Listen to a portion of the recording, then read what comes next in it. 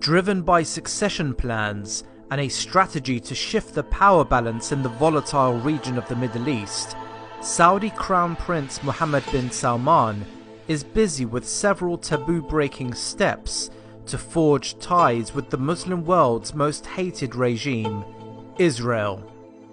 Many ordinary citizens around the world would be surprised to understand that the quasi-alliance between the two regimes is not something new and trails back into the early years of the Saudi regime's foundation. Day by day, new documents and cogent evidence of the long record of Saudi-Israeli bonds emerged to the Muslim world's surprise. Letters, papers, documents, footage, and voices buried in the sands of time are now exposed, manifesting how the so-called custodians of the two holy mosques betrayed the most important issue of the Muslim world, Palestine.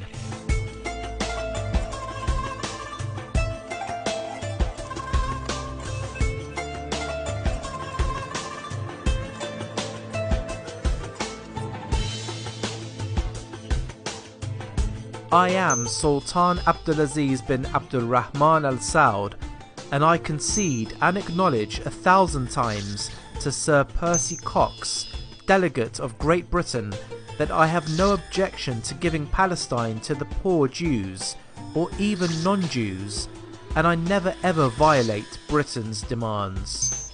These few sentences are the essence of the Saudi regime's policy towards Israel since the foundation of the kingdom by King Abdulaziz. Although Abdulaziz guarantees Saudi Arabia's neutrality on the issue of Palestine, historical facts prove that such neutrality has gradually shifted towards standing behind Israel in almost every conflict between Israel and Muslim countries. King Faisal bin Abdulaziz Al Saud, who ruled Saudi Arabia from 1964 to 1975, is credited by Saudi citizens and those familiar with Saudi political affairs with his pan-Islamist and pro-Palestine nationalist policies. His emotional and popular speech about Palestine and the Holy Mosque in Al-Quds is readily available almost everywhere online.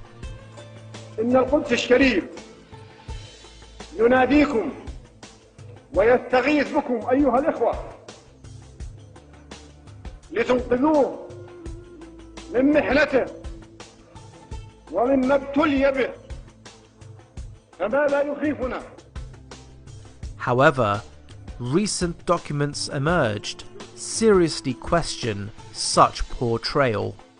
Just days before his death, deposed Yemeni dictator Ali Abdullah Saleh published a historical letter from King Faisal to the then US President Lyndon Johnson, revealing the Saudi regime's possible collusion with Israel prior to the Six-Day War, also known as the June War, fought from the 5th to the 10th of June 1967 between Israel and the neighbouring states of Egypt, Jordan and Syria. The Arab side failed to defeat Israel.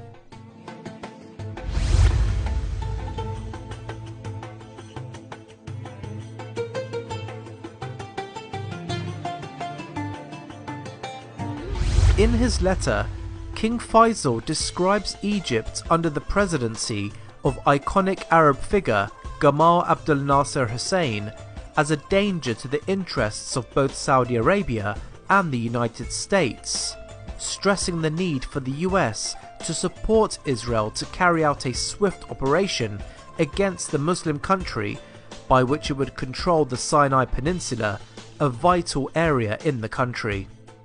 The Saudi king also suggested the immediate seizure of the Gaza Strip by Israeli occupiers, which was at the time under the control of Egypt.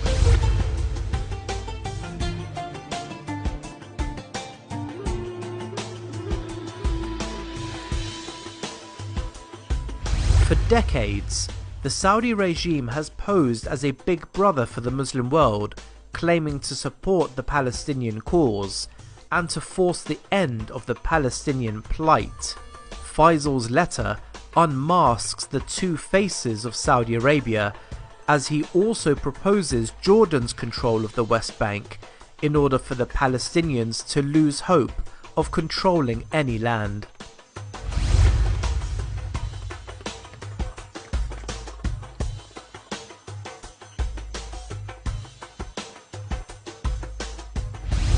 In his 7-page letter, Faisal asserts Saudi financial support of Iraqi Kurd rebels under Mullah Mustafa Barzani's leadership in a bid to establish a Kurdish government north of Iraq.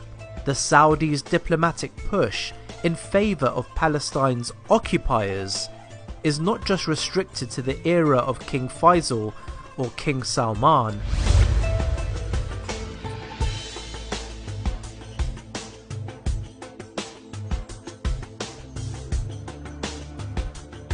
One could argue that the new wave of Saudi Arabia's diplomatic maneuvers in favour of Israel started during the kingship of Abdullah.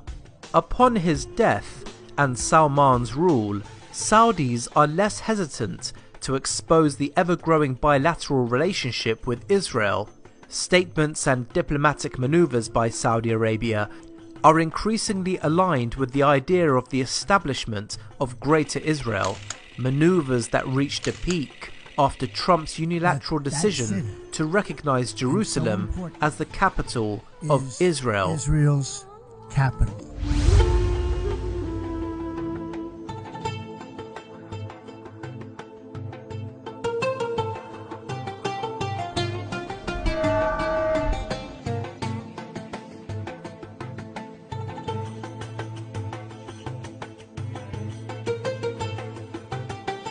But when it comes to public opinion across the Muslim world, Saudis seem to be walking on thin ice.